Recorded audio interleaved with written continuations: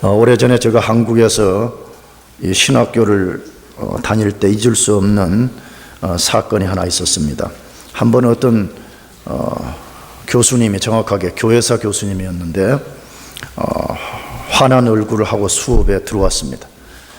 들어오자마자 학생들을 향해서 일가를 했습니다. 내질렀습니다. 사람들은 절대로 바뀌지 않는 것이다 라고 소리쳤습니다. 사람들은 절대 안 바뀌어. 들어오자마자 소리를 질렀습니다. 지금도 눈에 선합니다. 근데 그 교회사 교수님이 그렇게 일가를 하셨던 백그라운드가 있었습니다. 그 당시에 제가 다니던 신학교회가 학내 사태로 인해 가지고 굉장한 어려움을 겪고 있었습니다. 그래서 일부의 학생들은 흔히 말하는 데몬스트레이션 때문에 수업을 반대하고, 일부의 학생들은 데몬스트레이션이 옳지 않다 그래가지고 수업을 하는 그런 상황에 빠져 있었는데, 그 데몬스트레이션의 배후는 교수들끼리의 큰 알력이었습니다. 누가 학교의 헤게모니를 지을 것인가, 이것 때문에 엄청난 싸움을 하고 있는데, 이 헤게모니를 지는 교수들이 조금 더 양보를 하지 않으니까 이 교회사 교수가 화가 나가지고 싸우다가 클래스에 들어와가지고 사람은 절대로 바뀌는 것이 아니라고 소리를 질렀습니다. 나는 저와 여러분에게 묻고 싶어요. 정말로 그 교수의 말대로 사람은 절대로 안 바뀌는 것입니까? 구원받은 성도들이 주님을 닮아간다는 성화, sanctification은 말뿐이고 실제로 그런 일은 일어나지 않는 것입니까? 자기 안에 옛 본성을 거부하고 주님의 말씀에 순종하는 삶을 사는 것은 실제로는 일어나지 않는 것입니까? 마음속으로 한번 대답해 보세요. 정말로 성화는 진짜 일어나는 것인지, 정말 우리가 예수 닮아간다는 것이 노래와 말이 아니라 실제적으로 예수 닮아가는 역사가 일어나는가 하는 것입니다. 성화가 실제 일어나는가 하는 의문은 그리스도인인 우리 자신의 경험 속에서도 종종 의문이 생깁니다. 우리 속에 어떤 죄성과 우리 속에 육체의 세력이 우리를 강하게 사로잡으려는 것을 볼 때마다 정말 성화 일어나는가? 이런 의문 들 때 있잖아요. 나가서 우리 주변에 그리스도인들이 일으키는 사건들을 볼 때 참 부끄럽지만, 최근에 한국의 어느 목사가 자기 자식을 때려 죽여서 자기 자식의 시체가 부패할 때까지 방치하는 그런 모습을 볼 때 한 번쯤은 우리가 의문 품어봤을 거예요. 아, 진짜 이거 성화가 일어나는 것인가? 진짜 사람은 변하는 것인가? 라고 의문을 품어본 적이 있을 것입니다. 나는 신앙생활을 제대로 하는 사람이라면 이 의문에 반드시 봉착해야 된다고 나는 생각해요. 한 번쯤은 이 의문에 봉착돼야 된다라고 생각합니다. 오늘 본문에 나오는 야곱을 볼 때도 그런 의문이 강하게 듭니다. 야곱의 스토리 오늘 읽어보면 정말 사람은 변화될 수 있는가라는 의문을 갖지 않을 수가 없습니다. 야곱이 엄청난 하나님의 은혜를 체험했습니다. 그러나 그 후에 달라진 것이 거의 없어 보이기 때문에 그렇습니다. 여러분, 야곱이 어떤 은혜 체험했지요? 우리가 지난주까지 본문을 보면 야곱은 보통 사람들이 경험할 수 없는 엄청난 은혜를 경험했습니다. 그 은혜 경험이 무엇이지요? 첫 번째로 야복강에서 홀로 남아있을 때 하나님께서 직접 찾아와서 그를 만나주셨습니다. 야곱이 만나달라고 소리친 것이 아니었어요. 하나님이 그의 삶에 찾아오시고 그의 삶에 개입해서 만나주셨습니다. 밤새 씨름하다가 하나님으로부터 일격을 당해서 환도뼈가 부러졌습니다. 여러분 보세요. 하나님과 밤새 싸운 사람이 성경 인물 중에 누가 있어요? 야곱 한 사람밖에 없습니다. 밤새 하나님과 싸웠고 동시에 하나님으로부터 일격을 맞아서 환도뼈가 직접 부러지는 사람은 성경에 야곱밖에 없었습니다. 엄청난 하나님과의 경험이 있었던 사람이었습니다. 그 사건이 끝나고 하나님께 축복을 구했습니다. 그때 하나님이 야곱의 이름을 물으시면서 내 이름을 다시는 야곱이라고 부르지 말고 이스라엘이라고 부르라고 했습니다. 여러분, 다시 성경 인물 중에 야곱만큼 강력한 하나님을 경험하고 강력한 하나님을 체험한 사람은 없습니다. 야곱 생애만 봐도 이 사건은 야곱 일생의 가장 큰 영적 경험이었던 것입니다. 그래서 야곱도 이것이 너무 큰 경험이었기 때문에 그 야복강의 사건이 끝난 후에 그 야복강 지역의 이름을 브니엘이라고 바꿨어요. 브니엘이란 말은 하나님의 얼굴이라는 말이 단순하게 번역을 하면, 그러나 이걸 의역하면 내가 하나님의 얼굴을 배웠다는 거예요. 여러분, 하나님의 얼굴을 보는 사람이 성경에 많지가 않아요. 물론 그것도 야곱만큼 씨름하면서 봤던 사람은 거의 드물어요. 여러분, 이 정도면요, 성경 안에서 가장 하나님을 크게 경험한 사람이라고 말해도 틀리지 않을 것이에요. 그런데 그 사건들 후에 이제 에서를 만나게 되는데, 에서를 만나는 반응을 보면 그는 변한 것이 하나도 없는 사람처럼 비춰집니다. 지금 인생의 가장 난제라고 여기는 에서를 넘어서야 되는데, 에서를 만나는 상황을 보면 그는 변한 것이 하나도 없는 사람처럼 보여졌습니다. 어디서 그것을 알 수가 있죠? 그가 에서를 만나는 상황을 앞두고 나타낸 반응들, 혹은 에서를 만났을 때에 나타낸 반응들, 혹은 에서와 헤어진 후에 나타난 반응들을 보면 그것을 알 수가 있는데, 우리는 야곱이 어떻게 반응했는지에 대한 것을 한 6가지 정도로 오늘 본문에서 우리가 먼저 살펴보려고 그래요. 이 반응들이 도대체 무엇인가 하는 것이에요. 제일 첫 번째로 야곱은 다시 가족에 대한 편애를 드러내기 시작했습니다. 그러니까 많이 사랑하는 가족, 그 다음에 덜 사랑하는 가족, 이 편애를 드러냈어요. 오늘 본문 1절, 2절에 그렇게 되어 있습니다. 야곱이 눈을 들어보니 에서가 400인을 거느리고 오는지라 그 자식들을 나누어 레아와 라헬과 두 여종에게 맡기고, 여종과 그 자식들은 앞에 두고 레아와 그 자식들은 다음에 두고 라헬과 요셉은 뒤에 두고라고 되어 있습니다. 자, 이제 에서가 400인을 끌고 온다는 것을 이제 보게 됐어요. 그때에 야곱이 취한 액션이 뭐라고 말해요?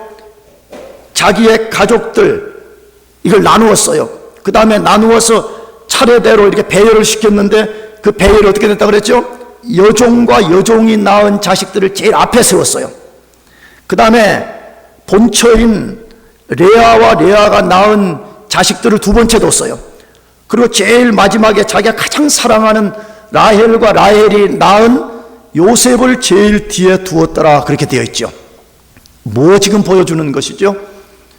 가장 위험한 상황이라고 여겨지는 제일 앞에 제일 덜 사랑하는 사람을 보내고 이 순서대로 지금 배열해서 세우고 있음을 보게 됩니다.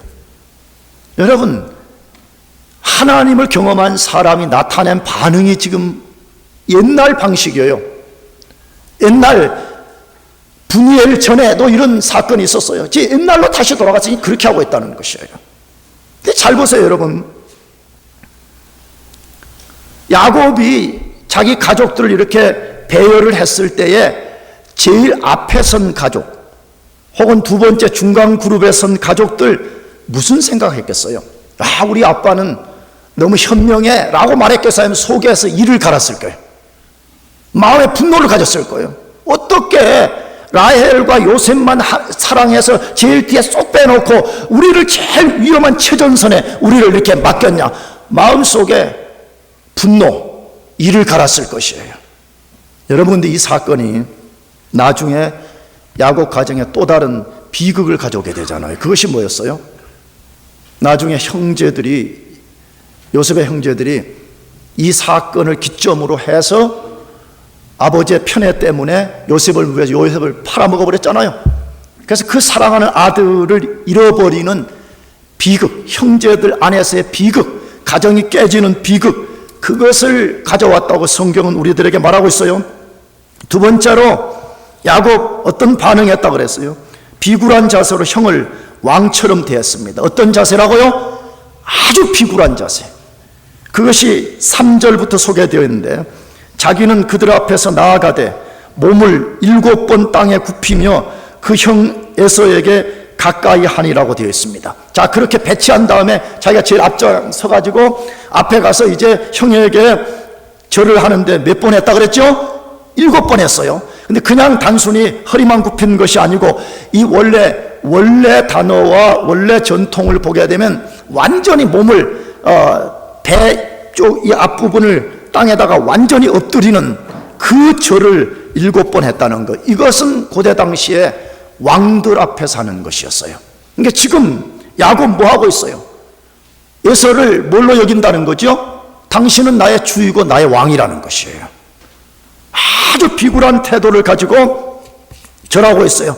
더 나아가서 5절에서 8절을 보게 되면 온 가족들에게 차례로 나와서 에서에게 절하게 만들었고 몇 번에 걸쳐서 형을 주라고 부르고 자기 자신을 당신의 종 혹은 에서의 종입니다, 주의 종입니다, 이 표현을 반복해서 쓰고 있다는 거예요. 이것 분이엘 사건 전에 있었던 거예요. 그래서 하나님이 분이엘 사건을 경험하게 한 것 중에 뭐냐 그러면 내가 너에게 준 영적 특권이 있다는 거예요.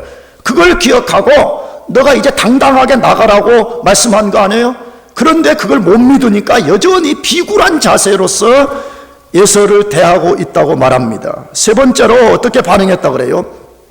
강요된 예물로 화평의 증거를 삼게 했습니다. 강요했어요. 예물을 의도적으로 받으라고 강요했어요. 그 이야기가 오늘 본문 8절에서 11절 거기에 나와 좀 길지만 읽어보려고 그래요. 에서가 또 가로되 나의 만난 바 이 모든 때는 무슨 까닭이냐. 야곱이 가로되 내 주께 은혜를 입으려 함이니이다. 에서가 가로되 내 동생아 내게 있는 것이 족하니 내 소유는 내게 두라. 야곱이 가로되 그렇지 아니하니이다. 형님께 은혜를 얻었사오면 청컨대 내 손에서 이 예물을 받으소서. 내가 형님의 얼굴을 배운즉 하나님의 얼굴을 본 것 같사오며 형님도 나를 기뻐하심이니이다. 하나님이 내게 은혜를 베푸셨고 나의 소유도 족하오니 청컨대 내가 형님께 드리는 예물을 받으소서 하고 그에게 강권함에 받으니라 라고 되어 있습니다. 무슨 말하고 있죠? 에서가 말했어요. 야, 이때들이 다 뭐냐 그러니까 야곱이 형님을 위해서 내가 보낸 겁니다. 그러니까 에서가 다시 말했어. 난 이런 거 필요 없다는 거예요. 나는 내 소유도 많고 너가 보낸 소유 때문에 내가 달려온 거 아니라는 거예요. 그런데 왜 야곱은 그럼 알았습니다 그러면 될 텐데 본문에 끝까지 이것을 받으라고 설득하면서 뭐라고 말했죠? 강권했다고 돼 있어요. 왜 끝까지 받기를 설득하고 강권했겠어요? 고대 당시에 관습으로 이해하는 것이 필요하는데 고대 당시에는 어떤 불화 가운데 있게 될 때 그 불화를 종식시키고 서로 화평, 화목 가운데 있다는 증거 중에 하나가 뭐냐고 예물을 주고받는 것이에요. 그러니까 지금 에서는 나는 그런 거 안 받고도 지금 나는 다 문제가 해결됐다 이 말이에요. 그런데 야곱은 아니라는 거예요. 내 형을 신뢰할 수 없다는 거예요. 나는 그렇기 때문에 그런 말을 쓰진 않았지만 형에게 강요된 예물을 받게 하고 나서 형이 다시는 이 문제에 대해서 말하지 못하도록 입을 막는 행위였어요. 뭘 보여줘요? 형은 진짜 화해했지만 누구는 화해하지 않았다는 거요. 야곱은 진심으로 화해하지 않았음을 보여주는 것입니다. 네 번째로 형의 호의를 과장된 말로 모두 거부해버렸습니다. 형님이 그 동생을 맞이하는 기쁨 때문에 형님이 엄청난 야곱에게 호의를 베풀었어요. 근데 그 호의를 야곱이 다 거절해버렸어요. 그것이 16절부터 소개되어 있는데 그것이 12절부터 되어 있는데 에서가 가로되 우리가 떠나가자. 내가 너의 뭐가 되리라? 앞잡이가 되리라. 야곱이 그에게 이르되 내 주도 아시거니와 자식들은 유약하고 내게 있는 양떼와 소가 새끼를 데렸은즉 하루만 과히 몰면 모든 떼가 죽으리니 청컨대 내 주는 종보다 앞서가소서. 나는 앞에 가는 짐승과 자식의 행보대로 천천히 인도하여 세일로 가서 내 주께 나아가리라. 에서가 가로되 내가 내 종자 수인을 내게 머물리라. 야곱이 가로되 어찌하여 그리하리이까? 나로 내 주께 은혜를 얻게 하소서 하매라고 되어 있습니다. 형이 무슨 호의를 베풀었다고 되어 있어요? 내가 너의 길잡이가 되어줘, 안내자가 되어주겠다. 필요 없다 그랬어요. 그러면 좋다. 내 종 몇 사람을 너에게 남겨두어서 그 종들이 너를 도와서 너가 앞으로 나한테 올 때 도움을 입어라. 그것도 필요 없다는 거예요. 나가서 형이 살고 있는 세일로 함께 가자. 모두 다 거절해버렸습니다. 그러면 왜 야곱이 형이 그런 호의를 베풀었음에도 불구하고 이거 거절해버렸냐는 것이에요. 그런데 그걸 이해하려면 이 본문에 거절하는 야곱의 우리가 중심이 뭔가를 우리가 살펴볼 수가 있습니다. 형이 호의를 베풀었습니다. 그때 야곱이 거짓말은 아니지만 거의 거짓말에 가까운 과장된 언어를 썼습니다. 그것이 뭐였죠? 형님, 저 자식 아이들은 너무 어립니다. 제가 가지고 있는 이 가축대는 너무 유약해서 너무 오늘 갑자기 세일까지 가자고 하면 가다 다 죽습니다. 그러니까 지금 과도하게 갈 수가 없습니다. 그거죠. 그래서 형님을 먼저 보내놓고 그 다음에 자기가 가겠다고 말했습니다. 뒤에 다루겠지만 그렇게 말했지만 돌아가지 않았습니다. 여러분, 이 과장된 말은, 단순히는 과장된 말은 제가 보기에는 거짓말입니다. 누구를 속이기 위함이죠? 형을 속인 것입니다. 그래서 이 본문을 보게 되면 형은 세일로 갔고 분명히 야곱이 세일로 가겠다고 해놓고 그는 숫곳으로 갖다 되어 있죠. 반대편 지도상으로 보게 되면 세일은 남쪽이고 숫곳은 북쪽이었습니다. 그러므로 이 과장된 말은 형을 속이는 거짓말이었음을 우리가 알아차릴 수가 있습니다. 다섯 번째, 야곱은 하나님께 서원한 곳으로 돌아가지 않았습니다. 하나님이 돌아가라고 명령한 곳으로 돌아가지 않았습니다. 그것이 16절, 17절에 나와 있는데 이렇게 되어 있어요. 이 날에 에서는 세일로 해정하고 야곱은 어디에 이르러서요? 숫곳에 이르러 자기를 위하여 집을 짓고 짐승을 위하여 우리간을 지은 고로 그 땅 이름을 숫곳이라 부르더라 그렇게 되어 있습니다. 에서하고도 약속을 지키지 않았을 뿐만 아니라 하나님이 분명히 돌아가라고 한 장소가 있었어요. 하나님이 돌아가라고 한 장소가 어디예요? 그것은 베델이었습니다. 이것은 너무 시간이 없어 다 읽을 수가 없는데 창세기 28장에 보면 야곱이 도망갈 때 하나님이 베델에서 나타나셨어요. 그때 하나님의 약속을 받은 야곱이 하나님께 서원했어요. 뭐라고? 하나님, 나 안전하게 돌아오게 해 주신다면 내가 앞으로 이 베델로 돌아와서 여기에다가 단을 쌓고 하나님 예배하겠습니다. 그렇게 했잖아요. 그때 하나님이 창세기 31장 13절에 창세기 28장 서원에 근거한 명령을 줬어요. 그게 이렇게 되어 있어요. 나는 베델의 하나님이라. 내가 거기서 기둥에 기름을 붓고 거기서 내게 서원하였으니 지금 일어나 이곳을 떠나서 내 출생지로 뭐라 그랬죠? 돌아가라 그랬어요. 하나님 어디로 돌아가라는 거예요? 지금요 베델로 가라 그러는 거예요. 너가 서원하지 않았느냐?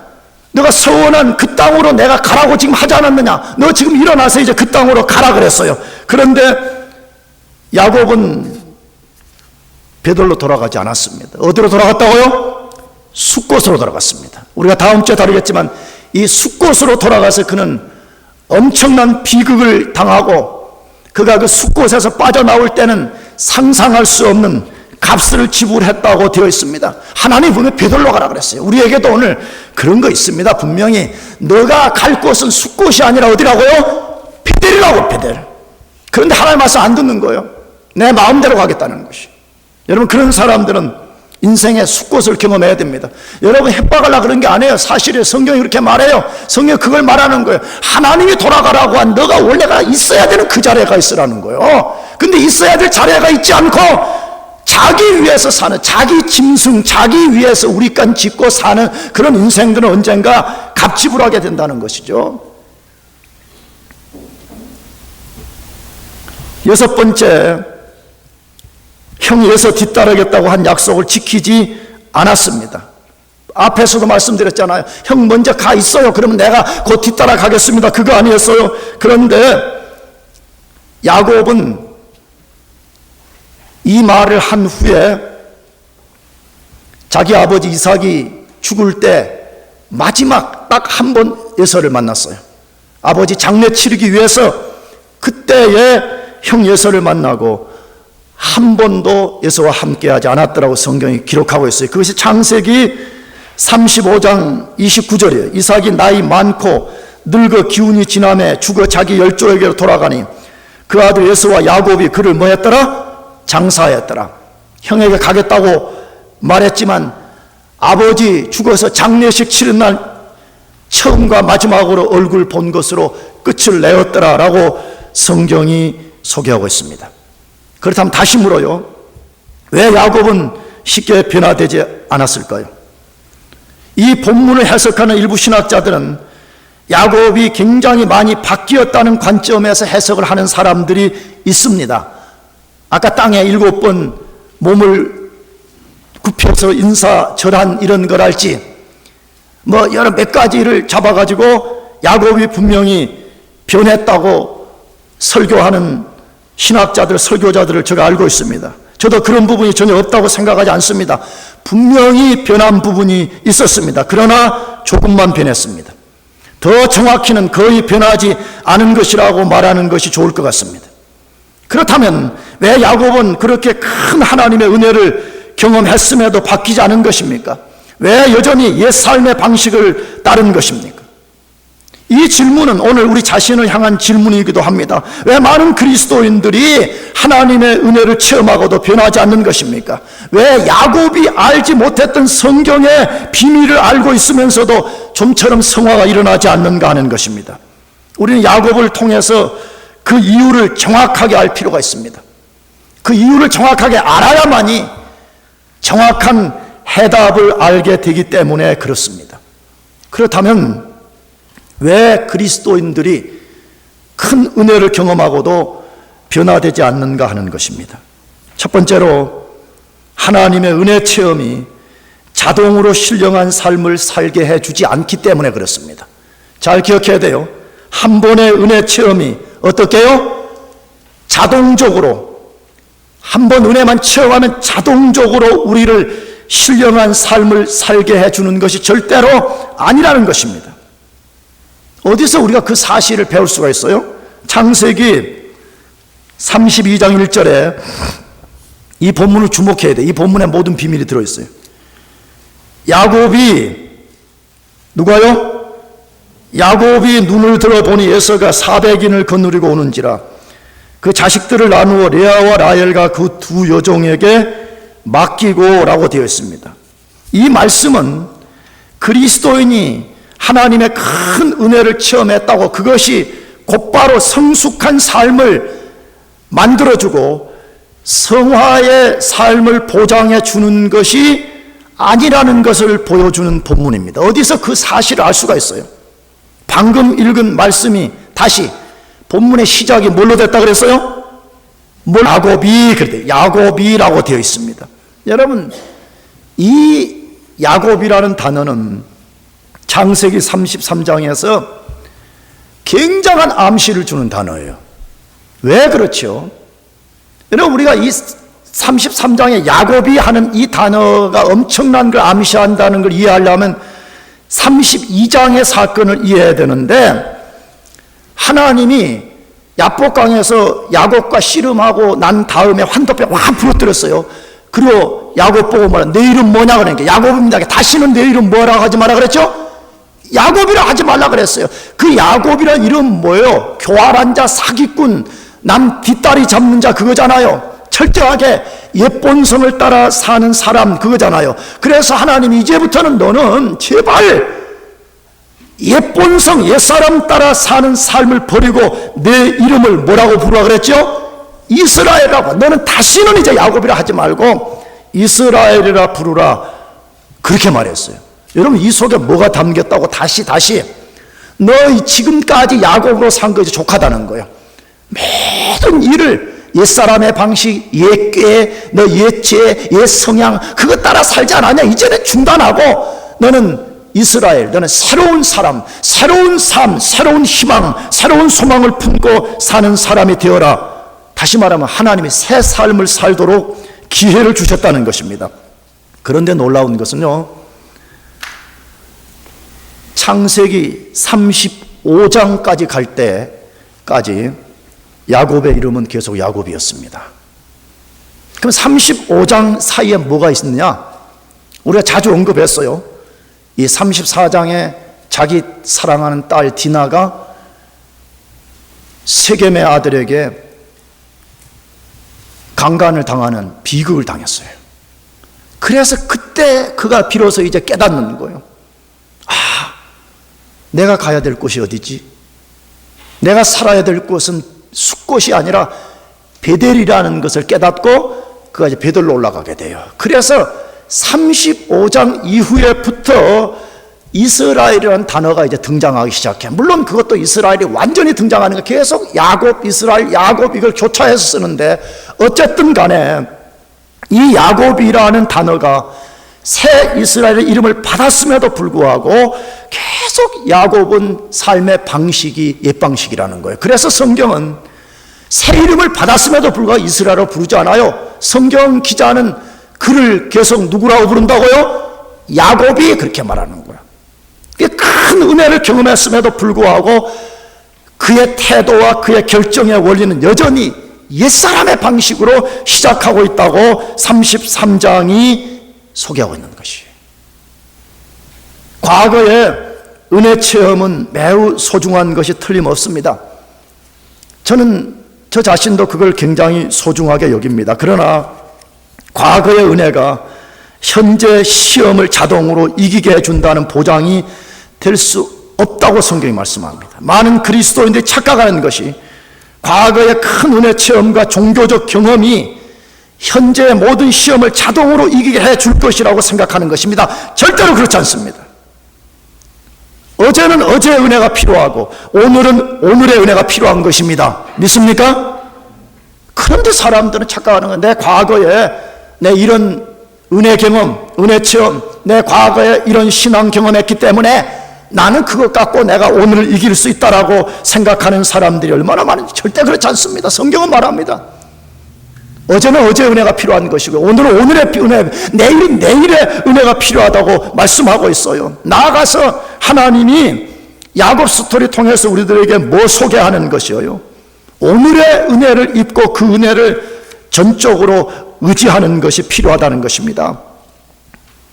정말 그래요.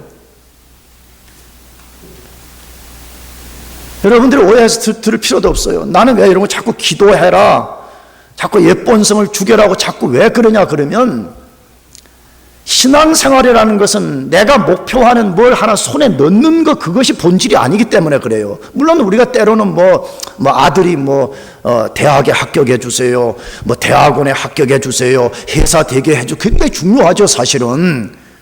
그러나 신앙의 본질은 그게 핵심이 아니에요. 하나님과 깊은 생명의 미랄 속에 걸어가는 거예요. 믿습니까?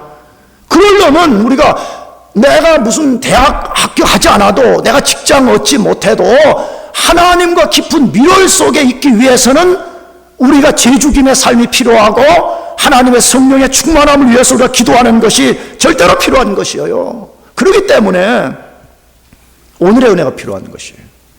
근데 과거에 내 이마만큼 큰 은혜 경험했다, 내 이 은혜 체험했다, 그것만 맨날 자랑하고 있으니까 오늘의 삶의 시험을 이겨낼 수가 없고 오늘 선택해야 되는 상황에서 여전히 야곱으로 행동하게 된다는 것이에요.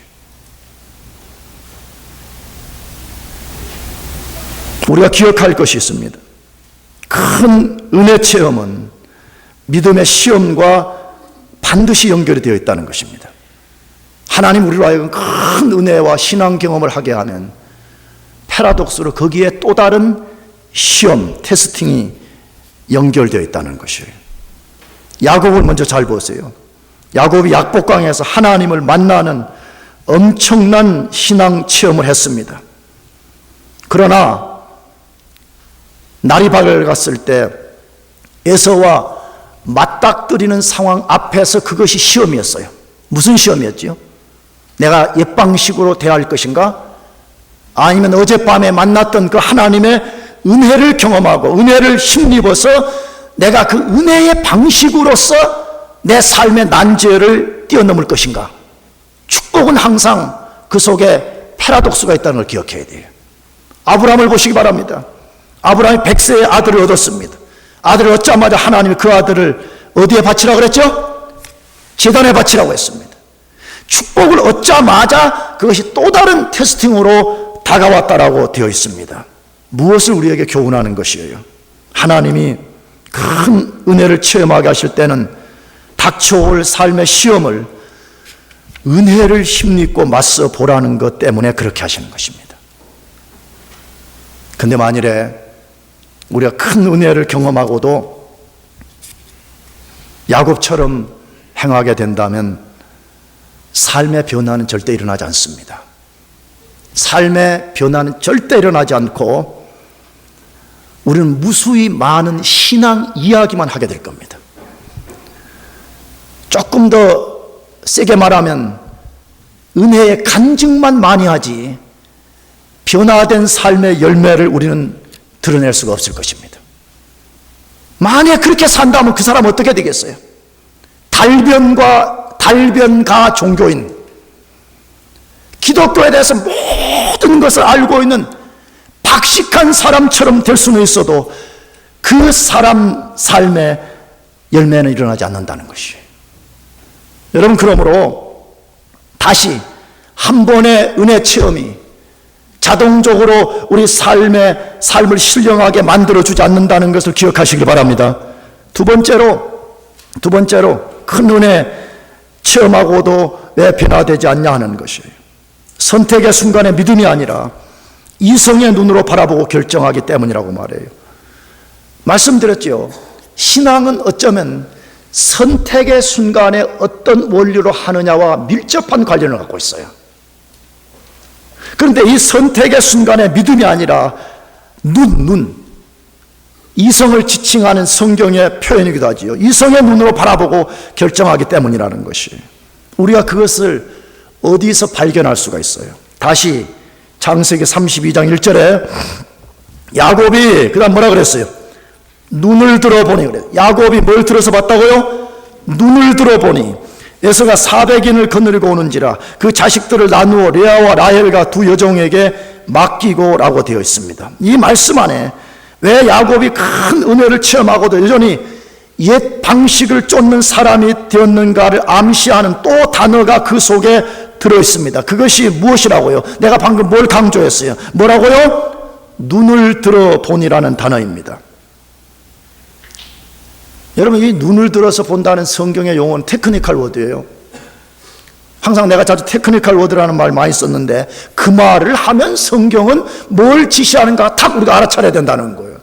근데 성경에 하나님의 사람들이 수많이 눈을 들었다, 눈을 들어봤다 하는 표현이 굉장히 많이 나와요. 그런데 야곱은 그 눈 들어서 뭐 봤다 그랬어요? 그 다음 절에 뭐라고 되어 있죠? 에서가 400인을 거느리고 오는 것을 보았다, 그렇게 되어 있어요.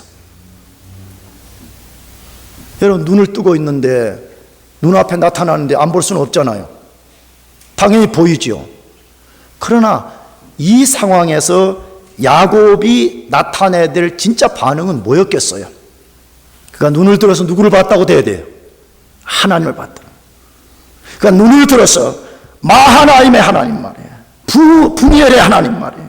야복강의 자기 속에 찾아오시고 역사하셨던 그 하나님을 바라봤더라, 그렇게 돼야 되는데 그가 엄청난 은혜 경험을 했음에도 불구하고 그는 그 눈을 들어서 하나님을 바라본 것이 아니라 자기 눈앞에 펼쳐진 두려움의 대상인 예서를 바라보게 된 것입니다. 하나님 바라보는데 실패해버렸다는 거예요.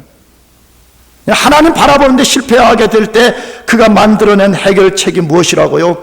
자식들을 나누어서 부인과 여종들에게 맡겼더라, 그렇게 돼 있어요.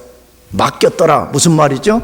그게 안전의 근원이 될 거라고 생각한 것이에요. 이렇게 하면 최소한 에서의 공격으로부터 내 가족을 지켜낼 수 있을 것이라 라고 판단했다는 것이죠.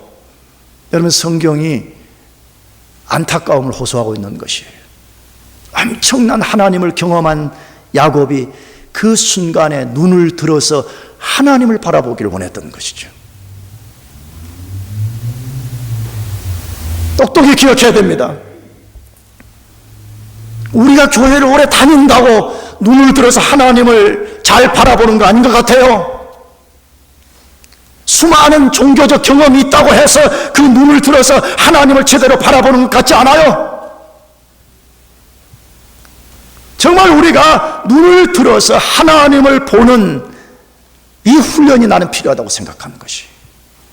그래서 하나님이 성경 곳곳에 호소하는 거예요. 우리가 눈에 보이는 대로가 아니라 믿음으로 해보라는 거예요. 그 대표적인 구절이 뭡니까? 고린도후서 5장 7절입니다. 다 같이 이것을 읽어보겠어요. 시작. 이는 우리가 믿음으로 행하고 보는 것으로 하지 아니함이로라. 제가 이 교회에서 이거 좀 과장해서 100번은 아마 인용한 것 같아요. 100번은 인용한 것 같아요.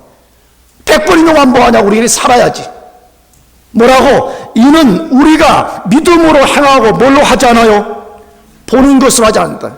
우리 그리스도인들의 삶의 방식이 뭐냐 이게. 그리스도인의 삶의 원리가 뭐냐 이게. 그리스도인들을 결정짓는 요소가 뭐냐 하는 것이에요. 그것은 눈에 보이는, 다시 말해 우리 이성이 아니라고 말씀해요. 이성은 매우 중요한 기능입니다. 왜? 하나님이 우리가 짐승과 다른 존재, 우리가 다른 피조물과 다른 존재로 만든 것이 하나 있다면 어쩌면 이성을 줬다는 거 아니에요. 하나님도 이성을 가진 존재고 우리도 이성을 가진 존재입니다. 그러므로 이성은 어떤 것을 분별하고 판단하는데 매우 중요한 요소가 아닐 수 없습니다. 그러나 성경은 말씀하고 있습니다. 그 이성을 절대 의지하면 안 된다는 거예요. 왜? 우리 이성은 죄로 타락해 있고 우리 이성은 절대로 완전하지 않기 때문에 그것을 보고 따라서는 안 된다는 거예요. 그래서 눈에 보이는 대로 살면 안 된다네. 눈에 보이는 대로 너 이성대로 판단하고 살면 안 된다. 세상 사람들은 이성대로 판단하고 가는 사람들이지만 그리스도인들은 절대로 자기 눈에 보이는 이성대로 따라 사는 사람들이 아니라 믿음으로 사는 사람들이라고 말하는 것이. 그러면 질문 생겨요. 믿음으로 산다는 말은 무엇이에요? 내가 수도 없이 말했습니다. 믿음으로 산다는 일단요, 자기 경험으로 사는 거 아니에요. 자기 지식만 의지하고 사는 거 아니에요. 믿음으로 사는 것은 하나님과 그분의 말씀을 전적으로 의지하고 그분과 그분 말씀에 순종해서 사는 것입니다. 할렐루야. 내가 이성적으로 볼 때 하나님 말씀이 말도 안 돼 보여. 여러분 그럴 때 너무 많잖아요. 내가 요즘 새벽에 여호수아 강의하면서도 말씀드렸잖아요. 여호수아 안에는 그런 우리 이성과 믿음의 요구에 충돌을 일으키는 사건이 너무 많은데 그 중에 가장 대표적인 거 하나가 여리고성이잖아요. 여리고성은 가나안 7 족속들이 쌓은 성 중에 가장 강력한 성이 2겹으로 된 성이에요. 2겹으로. 아니 그런데 하나님이 이스라엘 백성들 보고 야, 큰 몽둥이 같은 거 막 이런 걸 마차처럼 만들어가지고 그걸 와 밀고 와가지고 성에 부딪혀가지고 성을 무너뜨려라. 그렇게 하면 조금이라도 이성적으로 이해가 되잖아요. 근데 그것도 아니에요. 그러면 그게 조금 저급한 수단이면 그래 너희들이 수만 명들이 그 성을 둘러싸고 강강술래하듯이 하면서 갑자기 막 계속 발을 막 며칠이 굴려라 그래가지고 땅에 금이 가게 해가지고 이게 좀 흔들려가지고 좀 무너지게 이렇게만 또 한다 그래도 조금은 이성적으로 납득이 되잖아요. 아 근데 하나님이 하루에 한 바퀴씩을 돌고 7일째는 7바퀴를 돌고 마지막에 소리를 지르라. 그러나 그전에는 셔럽이라는 게 한마디도 하지 말라는 거예요. 나는요 그 본문에 돌아가서 내가 만약 거기 있다 그러면요 글쎄 나는 말씀에 순종할 것 같지만 상당히 많은 사람들이 못 견딜 거예요. 왜 막 이게 말이나 되냐고. 이게 말이야 이게 무슨 방법이 이런 게 있냐고. 이거는 도저히 이성적으로 납득이 되지 않는 이거는 전쟁 기법이라고. 인류 역사에 이 어마어마한 난공불락의 요새를 돌아가지고 무너뜨린 데가 어디냐 가져오라고 막 요새 따졌을 거예요. 그러니까 하나님이 아예 뭐 하라고요? 샤라바라는 거예요. 아예 불만할 거 다 안 거예요. 그러니까 조용히 따라와. 여러분 우리 삶에는요 때로 하나님의 요구가 우리 이성과 충돌하는 건 너무 많아요. 그러나 하나님이 말씀을 하셨다 그러면요 최고의 주권자, 최고의 법정에서 선포된 말씀이기 때문에 이거보다 더 큰 권위가 없다는 걸 우리가 믿어야 돼. 할렐루야. 그러면 순종하는 게 필요해. 그 딱 순종할 각오를 딱 할까 말까, 말이 된다 안 된다, 그러니까 실패하는 것이에요. 믿음으로 산다는 말은 다시 자기 경험으로 사는 거 아니에요. 자기의 작은 지식을 의지하고 사는 거 아니에요. 하나님과 그분의 말씀을 전적으로 의지하고 순종해서 살아가는 것을 말해. 그래서 이것을 아주 잘 보여주는 성경이 잠언 3장 5절 6절 말씀이에요. 같이 읽어보겠습니다. 시작. 너는 마음을 다하여 여호와를 의뢰하고 내 명철을 의지하지 말라. 너는 범사에 그를 인정하라. 그리하면 내 길을 지도하시라. 우리가 이 말씀 굉장히 좋아해요. 왜? 다들 하나님 인도에 대한 두려움들이 있으니까, 하나님 인도해 준다 그렇게 기록되어 있으니까 이거 좋아해서 이 본문 많이 외우잖아요. 근데 하나님의 인도를 받으려면 어떻게 해야 된다고? 너는 마음을 다하여 여호와를 의뢰하고 내 무엇을 의지하지 말라? 명철. 언젠가도 내가 설명했어요. 이 명철은 우리말로 번역하기가 상당히 어려운 단어예요. 그런데 그래도 이것의 좋은 번역은 나는 이성이해라고 생각해요. 물론 어떤 영어 성경은 understanding이라고 했는데 understanding도 사실 완벽한 단어, 번역은 아니거든요. 그러므로 내 명철 의지하지 말라 그랬어요. 이 말은 아까 말한 대로 내 이성 의지하지 말라는, 내 이성을 절대적 의지의 근거로 삼으면 안 된다는 거예요. 그러면 뭐하라 그래요? 너는 범사에 누구를 인정해요? 그를 인정하라. 범사라 그랬으니까 모든 게, 여러분 공부든 여러분 미래든 여러분 자녀를 양육하는 것이든 범사에 그분의 주되심을 인정하라. 그리하면 내 길을 지도하실 것이라 라고 말씀했습니다. 사랑하는 교우 여러분, 하나님이 큰 은혜를 주시는 것은요, 그 은혜 자랑하고 다니라고 그런 거 아니라고 저는 생각해요. 하나님이 큰 은혜 주실 때는 너가 진짜 믿음으로 살아보라는 게, 할렐루야.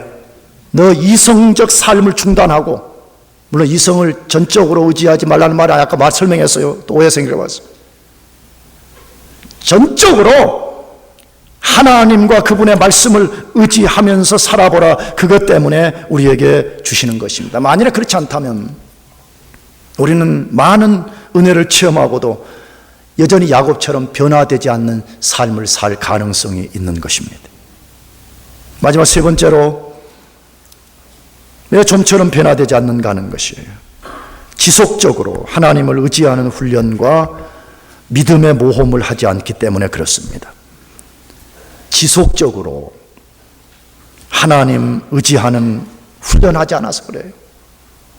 끊임없이 하나님 말씀을 의지하고 믿음으로 모험하는 삶이 없기 때문에 그런 것입니다. 야곱의 생애는 창세기 25장부터 등장을 하고 있습니다. 그런데 우리가 읽고 있는 창세기 33장까지에 나타난 야곱의 세 가지 특성이 있어요. 25장부터 33장까지의 야곱 생애를 보여주는 세 가지 큰 특성이 있는데, 첫째는 자기 꾀를 쫓을 때는 모험을 합니다. 그런데 하나님과 그분의 약속과 은혜를 의지할 때는 한 번도 모험을 시도한 적이 없었습니다. 이 말이 잘 납득되자면 다시 25장부터 읽어보시기 바랍니다. 자기가 꾀를 냈을 때는 모험을 해봅니다. 근데 한 번도 하나님의 약속을 붙잡고 모험을 시도해 본 적이 없었습니다.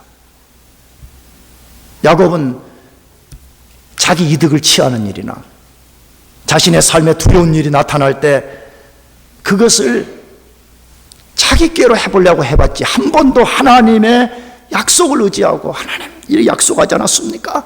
라고 담대하게 하나님께 부르짖은 적이 거의 없다는 것이에요. 혹은 하나님 말씀을 붙잡고 담대하게 나가본 적이 없다는 것이에요. 두 번째로 입으로는 하나님 은혜를 굉장히 많이 말했습니다. 그러나 그의 은혜를 의지한 적이 거의 없었습니다. 우리 33장에 예수 만난 것도 보면 이게 뭐냐라고 말하면 하나님이 내게 은혜를 주셔서 내가 이렇게 부자가 된데 형님에게 이걸 드리는 것입니다. 은혜라는 말을 굉장히 많이 사용하고 있지만 그 은혜를 의지하지 않고 있었습니다. 뭐 이야기예요?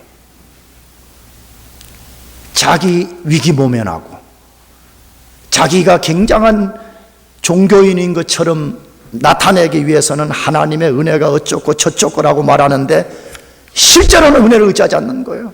실제로는 그 은혜를 사용하지 않고 있음을 소개하고 있습니다. 세 번째로는 하나님이 자기에게 준 약속을 주장하며 기도하거나 약속을 의지하고 장애물을 돌파한 적이 없다는 것입니다. 참으로 놀랍지 않습니까?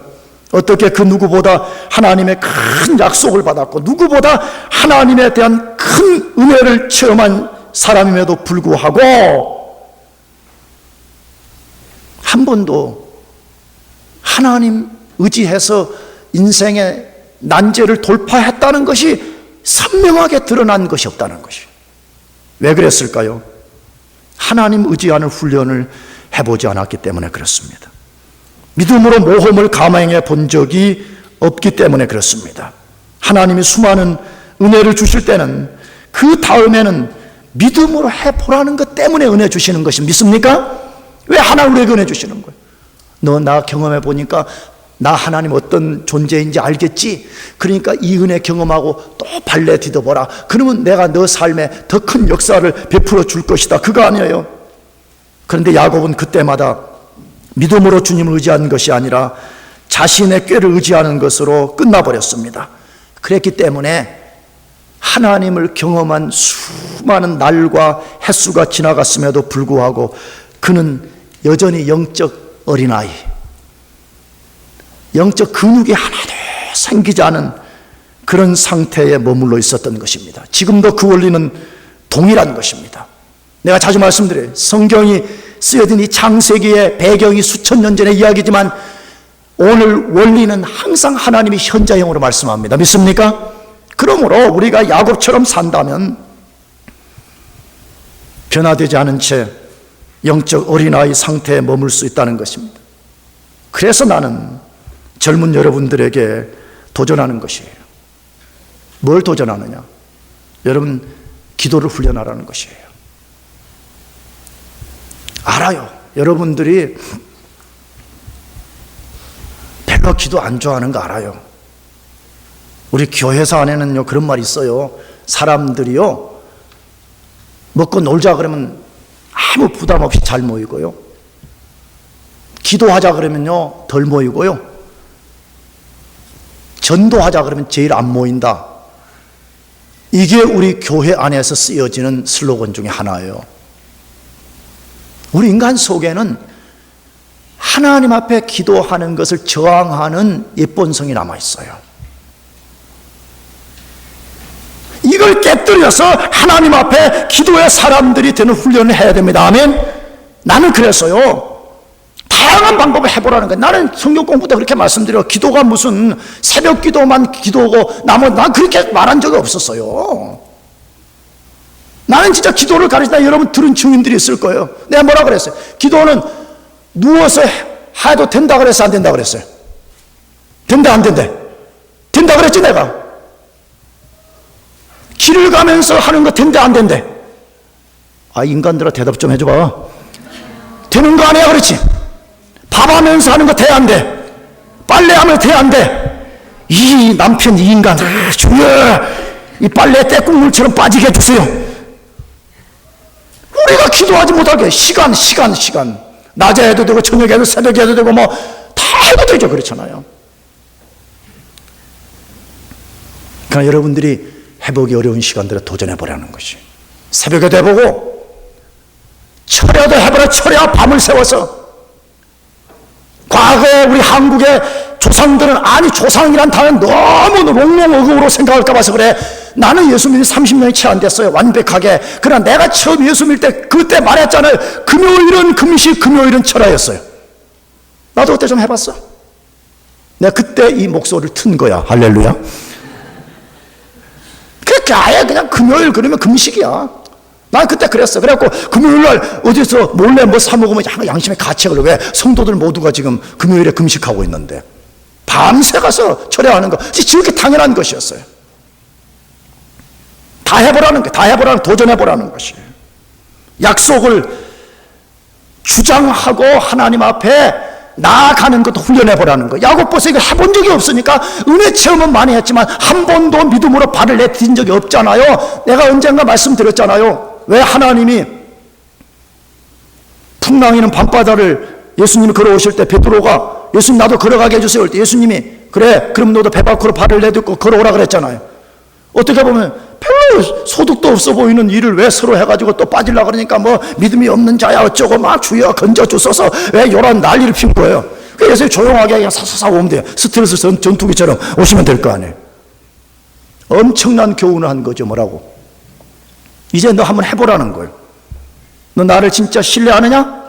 그렇다면 너가 내 약속 나를 신뢰하고 너가 배 밖으로 발을 내딛어보라. 너 인생의 배 밖으로 발을 내딛어보라는 거예요. 너 눈에 보기에는 두려움의 파도가 두려움의 풍랑이 너를 사로잡을 것 같지만 내 약속을 주장하고 믿고 발을 내딛어보라는 거 아니에요. 그것은 훈련 없이는 안 되는 거예요. 나가서 믿음으로 모험해 보라는 거예요. 믿음으로 진짜 모험해 보라. 나는 믿음의 요소에는 모험이 있다고 저는 믿어요. 잘 보세요. 성경 읽어보세요. 하나님의 사람들이 어떤 역사를 경험할 때는 하나같이 믿음의 모험을 했을 때에 그게 역사가 일어나잖아요. 요단강 요즘 여호수아 와서 우리 요단강 건너가라. 야, 이렇게 하면 얼마나 좋아요. 요단강을 건널 때 요단강이 저기 100m 앞인데 제사장들이 벗개를 메고 벗개를 메자마자 물이 막 요동하기 시작해.